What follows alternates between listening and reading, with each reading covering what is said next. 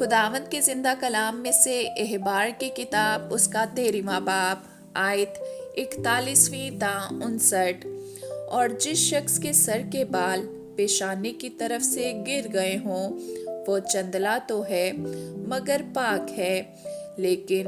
उस गंजे या चंदले सर पर सुर्खी माइल सफेद दाग हों तो ये कोढ़ है जो उसके गंजे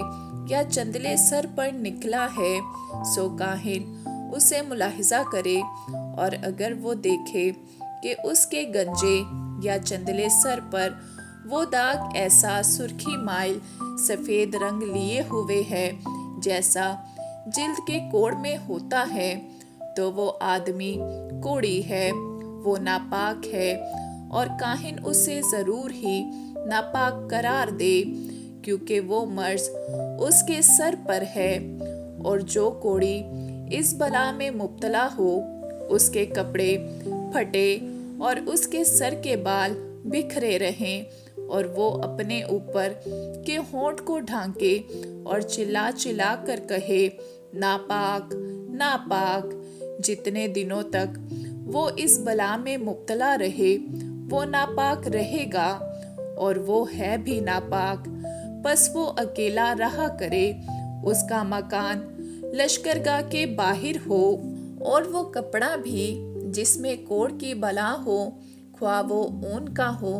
या कतान का, और वो बला भी ख्वाह कतान या ऊन के कपड़े के ताने में या उसके बाने में हो, या वो चमड़े में हो या चमड़े की बुनी हुई किसी चीज में हो, अगर वो बला कपड़े में या चमड़े में, कपड़े के ताने में या बाने में या चमड़े की किसी चीज में सब्जी माइल या सुर्खी माइल रंग की हो, तो वो कोढ़ की बला है और काहिन को दिखाई जाए, और काहिन उस बला को देखे और उस चीज को जिसमें वो बला है 7 दिन तक बंद रखे, और 7वें दिन उसको देखे। अगर वो बला कपड़े के ताने में या बाने में या चमड़े पर या चमड़े की बुनी हुई चीज पर फैल गई हो, तो वो खा जाने वाला कोढ़ है और नापाक है। और उस ऊन या कतान के कपड़े को जिसके ताने में या बाने में वो बला है, या चमड़े की उस चीज को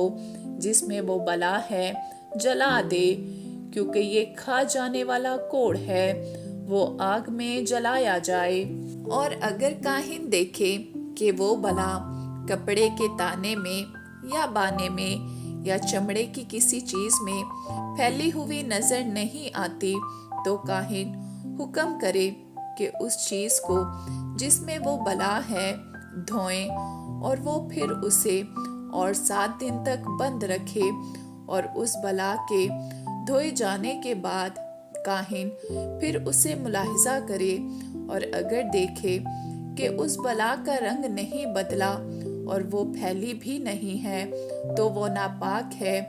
तो उस कपड़े को आग में जला देना, क्योंकि वो खा जाने वाली बला है, ख्वाह उसका फसाद अंदरूनी हो या बैरूनी। और अगर काहिन देखे कि धोने के बाद उस बला की चमक कम हो गई है, तो वो उसे उस कपड़े से या चमड़े से, ताने या बाने से फाड़ कर निकाल फेंके। और अगर वो बला